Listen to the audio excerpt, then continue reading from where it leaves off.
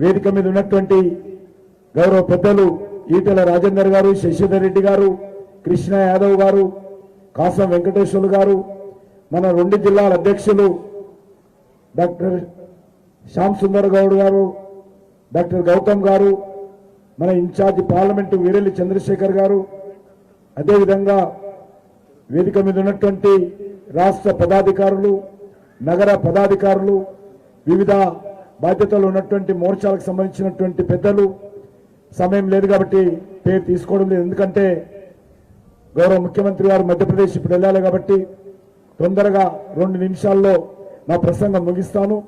ఈరోజు మనకు అతిథులుగా వచ్చారు కాబట్టి వారి సందేశం మనం వినాల్సి ఉంటుంది. మనకు తెలుసు వచ్చేటువంటి మరి ఏప్రిల్ మొదటి వారంలో మనకు తెలంగాణ రాష్ట్రంలో పార్లమెంట్ ఎన్నికలు ఉంటాయి. ఈ యొక్క ఫిబ్రవరి చివరి వారంలో ఎలక్షన్ షెడ్యూల్ వచ్చేటువంటి అవకాశం ఉంటుంది, కోడ్ స్టార్ట్ అవుతుంది. కాబట్టి మనము ఈ యొక్క ఎన్నికలకు సంబంధించి పూర్తి స్థాయిలో సంసిద్ధం కావాలి. దానికోసమే ఈరోజు మన యొక్క మధ్యప్రదేశ్ ముఖ్యమంత్రి ఈరోజు మన మధ్యలోకి వచ్చి మనకు సందేశం ఇవ్వడానికి మనతో పాటు పాల్గొంటున్నారు. పెద్దలందరూ కూడా వచ్చారు. ఈరోజు ఈ ఎన్నికలు చాలా ప్రతిష్టాత్మకమైనటువంటి ఎన్నికలు బీజేపీకి సంబంధించో నరేంద్ర మోడీ గారికి సంబంధించినటువంటి ఎన్నికలు కావు. ఈ ఎన్నికలు దేశం కోసం, దేశ భవిష్యత్తు కోసం, మన పిల్లల భవిష్యత్తు కోసం, దేశ ఆర్థిక వ్యవస్థ మరింతగా సమర్థవంతంగా నిర్వర్తించుకోవడం కోసం, ప్రపంచ దేశాల్లో భారతదేశ గౌరవాన్ని మరింతగా ఇన్వడింపచేయడం కోసం, మన యొక్క దేశంలో పేద ప్రజలకు సంబంధించినటువంటి సంక్షేమం మరింత సమర్థవంతంగా ముందుకు తీసుకెళ్లడం కోసం, దేశంలో అవినీతి మూలాలను మరింతగా నిర్మూలించి అరికట్టడం కోసం, దేశ ప్రజలకు మరింత సంక్షేమ కార్యక్రమాలు సమర్థవంతంగా అమలు చేయడం కోసం, దేశంలో అవినీతిని సమూలంగా నిర్మూలించడం కోసం ఈ యొక్క ఎన్నికల్లో భారతీయ జనతా పార్టీ గెలవాల్సిన అవసరం ఉంది. నరేంద్ర మోడీ గారు ప్రధానమంత్రి కావాల్సినటువంటి అవసరం, దానికోసమే ఎన్నికలు. కాబట్టి సమర్థవంతంగా గత 9.5 సంవత్సరాలుగా మన ప్రియతమ ప్రధానమంత్రి నరేంద్ర మోడీ గారు ఎంతో కష్టపడి అనేక రకాల సమస్యల నుంచి దేశాన్ని ముందుకు తీసుకెళ్లారు. దేశంలో ఆర్థిక సంక్షోభం నుంచి దేశాన్ని ముందుకు తీసుకెళ్లారు. దేశంలో కేంద్ర ప్రభుత్వంలో ఆ రోజు కాంగ్రెస్ హయాంలో అవినీతి కుంభకోణాలతో దేశం ఆ రోజు కొట్టుమిట్టాడుతున్నప్పుడు కుంభకోణాల నుంచి ఒక నీతివంతమైనటువంటి పరిపాలనలో ముందుకు తీసుకెళ్లారు. దేశంలో ఆ రోజు ఎక్కడ చూసినా బాబు పేలుళ్లు, ఐఎస్ఐ కార్యక్రమాలు, మత కళాలు, కర్ఫ్యూలు, ఆర్డీఎక్స్లు, AK-47లు కనిపించేది. ఈరోజు దాని నుంచి దేశాన్ని బయటికి తీసుకొచ్చారు. ప్రపంచ దేశాల ముందు బిక్కుబిక్కుమంటూ అనేక రకాల అవమానాలు కోరుతున్నటువంటి భారతదేశాన్ని ఈరోజు ఒక గౌరవమైనటువంటి స్థానంలో ప్రపంచ దేశాలలోని అగ్రదేశాలతో ఈరోజు సై అంటే సై అనే విధంగా అమెరికా లాంటి దేశం ముందు కూడా ఈరోజు మన యొక్క గొప్పతనాన్ని, గౌరవ స్థానాన్ని నిలబెట్టినటువంటి గొప్ప నాయకుడు నరేంద్ర మోడీ గారి పరిపాలన ఈరోజు చూస్తా ఉన్నాం.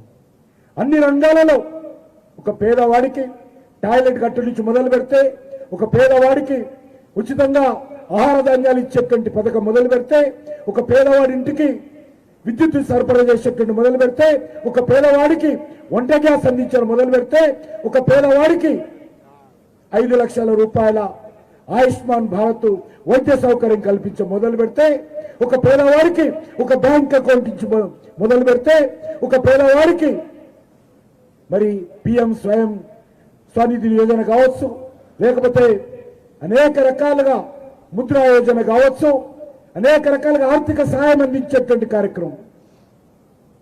ఈరోజు పేదవాడి టాయిలెట్ నుంచి మొదలు పెడితే చంద్రమండలాన్ని కూడా భారతదేశాన్ని పంపించినటువంటి గొప్ప నాయకత్వము ఈరోజు నరేంద్ర మోడీ గారు మనకి ఇచ్చారు.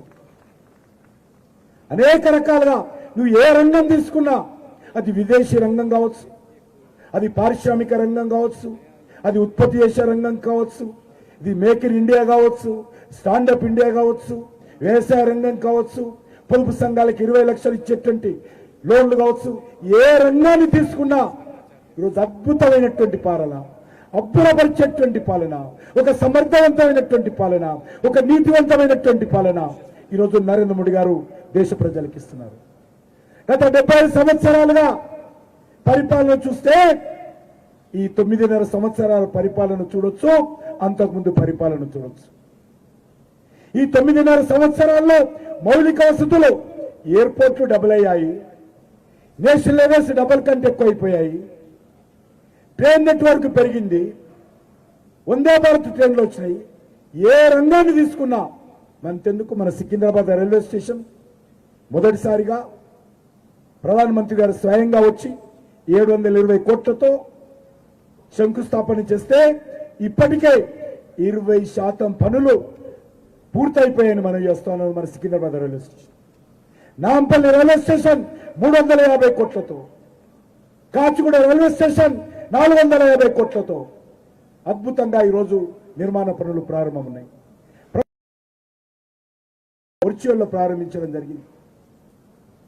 మన యొక్క సికింద్రాబాద్ కాన్స్టిట్యున్సీలో అనేక రకాల అభివృద్ధి కార్యక్రమాలు, నేషనల్ సైన్స్ సెంటర్ కావచ్చు, లేకపోతే ఎపిగ్రఫీ మ్యూజియం కావచ్చు, రేపు మధ్యాహ్నం ట్రైబల్ మ్యూజియంకి ప్రారంభోత్సవం చేసుకుంటున్నాం మన హైదరాబాద్ నగరంలో కేంద్ర ప్రభుత్వం తరఫున. అనేక రకాల Golconda light and sound show కావచ్చు, ఉస్మానియా యూనివర్సిటీ ఆర్ట్స్ కాలేజీలో లైట్ అండ్ సౌండ్ షో కావచ్చు, రేపు సంజయ్ పార్కులో ఈ యొక్క నెల చివరి వారంలో ప్రారంభించుకున్నటువంటి లేజర్ షో కావచ్చు, లేక ఈ యొక్క హైదరాబాద్ నగరంలో అనేక రకాల అభివృద్ధి కార్యక్రమాలు, హైదరాబాద్ చుట్టూ 26,000 కోట్ల రూపాయలతో RRR ring road, regional ring road, ఈ యొక్క తెలంగాణ డెవలప్మెంట్ లో ఒక గేమ్ చేంజర్ గా దేశంలో ఎక్కడా లేని విధంగా మొట్టమొదటిసారిగా మన హైదరాబాద్ నగరానికి RRR రింగ్ రోడ్డు మంజూరు చేసినటువంటి నరేంద్ర మోడీ గారి ప్రభుత్వము, ప్రధానమంత్రి గారికి మనమందరం ధన్యవాదాలు తెలియజేయాల్సిన అవసరం.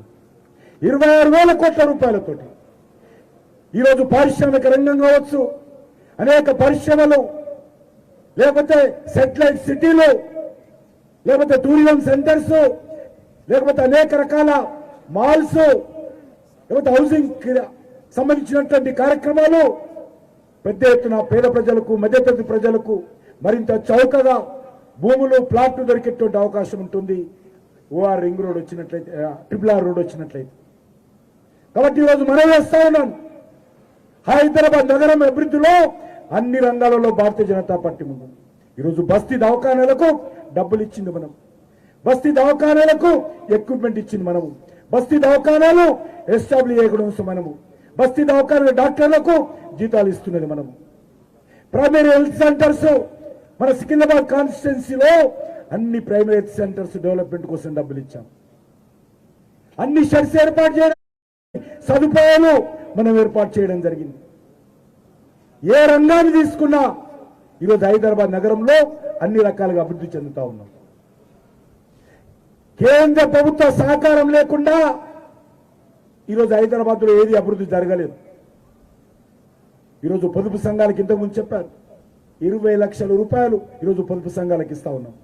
కాబట్టి మీ అందరినీ మరింత ఎక్కువ సమయం తీసుకోకుండా ఒకటే కోరుతా ఉన్నాం, అందరం కూడా దయచేసి మన యొక్క డివిజన్లలో, మన యొక్క బస్తీలలో కీలక పాత్ర పోషించి ఈరోజు కీ ఓటర్స్ని కలవాలి, ఓటర్ లిస్ట్ ఎన్రోల్మెంట్ పూర్తి చేయాలి, ఓటర్ వెరిఫికేషన్ పూర్తి చేసుకోవాలి, ఈరోజు పొదుపు సంఘాలను కలవాలి, మరి ఇతర రాష్ట్రాలకు సంబంధించినటువంటి వాళ్ళతో సత్సంబంధాలు పెట్టుకోవాలి, వాళ్ళతో కూడా ప్రత్యేక సమావేశాలు నిర్వహించాలి, డాక్టర్స్, అడ్వకేట్స్ తో కలవాలి, టీచర్స్, లెక్చరర్స్ తో కలవాలి, కుల సంఘాల పెద్దలతో కలవాలి, బస్తీ సంఘాల పెద్దలతో కలవాలి, అపార్ట్మెంట్స్కి వెళ్ళి కలవాలి, గేటెడ్ కమ్యూనిటీ ఉంటే వెళ్ళి కలవాలి, ఇతర భాషలకు సంబంధించినటువంటి సంఘాల పెద్దలతో కలవాలి.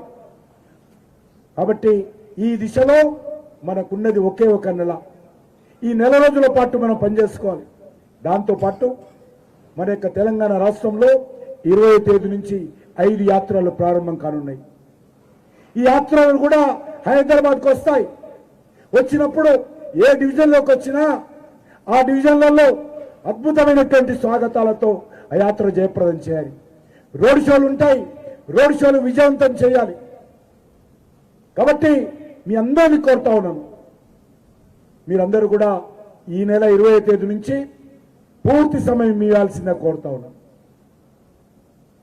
ఈ నెల 20వ తేదీ నుంచి ప్రతి ఒక్కరం కూడా మనం కలిసిమెలిసి పనిచేయాలి. ఈ యొక్క ఎన్నికలకు సంబంధించినటువంటి అన్ని రకాలుగా సహాయ సహకారాలు అందించాల్సిందిగా మీ అందరినీ కోరుకుంటూ మరొకసారి మాట్లాడే అవకాశం కల్పించినటువంటి 2 జిల్లాల భారతీయ జనతా పార్టీ కమిటీకి ధన్యవాదాలు తెలియజేస్తూ ఇంతకుముందు పెద్దలు చెప్పడం జరిగింది. తెలంగాణలో 17కు 17 సీట్లు పోటీ చేయడం కోసం కాదు, గెలవడం కోసం పోటీ చేస్తున్నాం. ఈసారి హైదరాబాద్ సీట్ ఏదైతున్నదో ఈసారి జరిగినటువంటి శాసనసభ ఎన్నికల్లో మంచి ఓట్లు ఈరోజు బీజేపీ సాధించడం జరిగింది.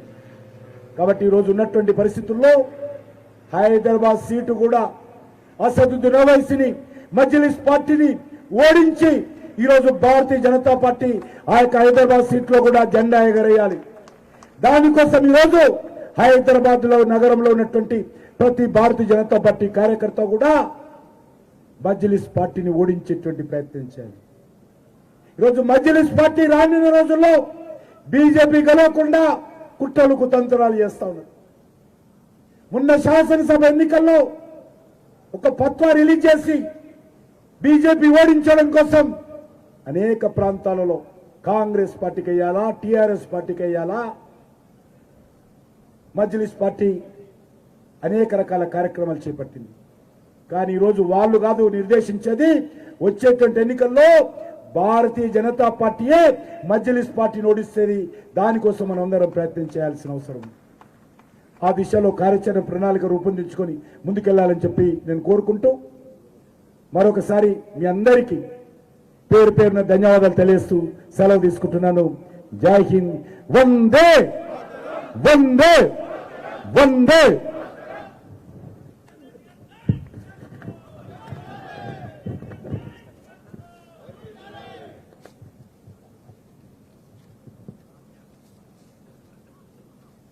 మనము ఎంతోసేపటి నుండి ఆసక్తిగా ఎదుగుతున్నటువంటి మన ప్రియతమ మధ్యప్రదేశ్ రాష్ట్ర ముఖ్యమంత్రి వర్యులు ఈనాటి ఈ సమావేశానికి ముఖ్య అతిథి డాక్టర్ మోహన్ యాదవ్ గారిని మాట్లాడవలసిందిగా కోరుతున్నాను.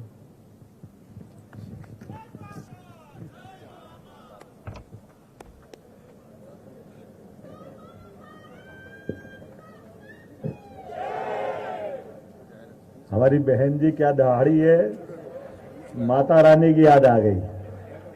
बोले भारत माता की जय जय श्री राम, जय जय श्री राम, जय श्री महाकाल। ये नारे कहीं और लगाता हूं तो मजा आता है, लेकिन हैदराबाद में लगाता हूं तो ज्यादा ही मजा आता है। इसका क्या आनंद है।